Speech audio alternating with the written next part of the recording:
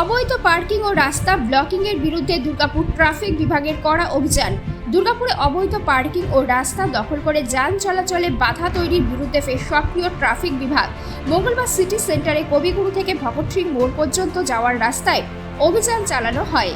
অভিযোগ, কবিগুরু এলাকার রাস্তার মাঝের ডিভাইডার সংলগ্ন অংশ দীর্ঘদিন ধরে কিছু সেকেন্ড হ্যান্ড গাড়ি বিক্রেতা পার্কিং এর কাজে ব্যবহার করছিলেন। পাশাপাশি ব্যক্তিগত কাজেও অনেকে এই অংশে গাড়ি দাঁড় করিয়ে রাখছিলেন, ফলে যান চলাচলে তৈরি হচ্ছিল সমস্যা। এই দিন ট্রাফিক পুলিশের তৎপরতায় ডিভাইডার সংলগ্ন অংশে দাঁড় করিয়ে রাখা গাড়িগুলি সরিয়ে নেওয়া হয়। ব্যবসায়ী ও সাধারণ মানুষকে ভবিষ্যতে রাস্তার গুরুত্বপূর্ণ অংশ বা ডিভাইডার দখল করে পার্কিং না করার জন্য সতর্ক করা হয়েছে। ট্রাফিক বিভাগের বার্তা, নিয়ম ভাঙলে আগামী দিনে গুরুত্ব হতে পারে মোটা অঙ্কের জরিমানা। শুধু এটা দুর্গাপুরের সমস্যা নয়, সারা পশ্চিমবঙ্গের সমস্যা। কিছু অসাধু ব্যবসায়ী, কিছু মানুষ রাস্তার উপরে ব্যবসা করতে হোক, বাজার করতে গিয়ে হোক, পথ চলতে গিয়ে হোক, তারা রাস্তার উপরে গাড়ি দাঁড় করে দিচ্ছেন।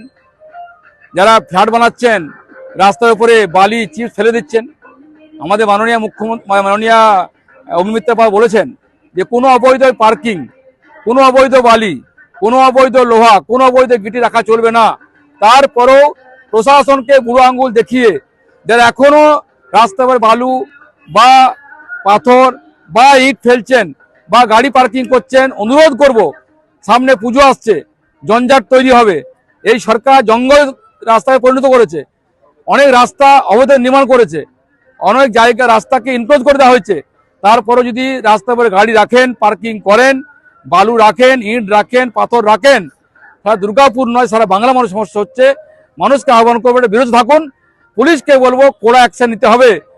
অনেক দিন টাইম পেরিয়ে গেছে, বলার পরেও অনেক কাজ হয়েছে, কিছুটা হলেও অনেক কাজ হয়নি। তাই মানুষকে বলবো সাবধান হন, অনুরোধ করবো বিরত থাকুন, নাহলে কিন্তু পুলিশ ব্যবস্থা দিতে বাধ্য হবে। আর তখন যদি অশান্তি তৈরি হয় তার দায় কিন্তু আপনাকে নিতে হবে। তাই পরিষ্কার বলছি, এটা করবেন না, আমাদের এখান থেকে রইল।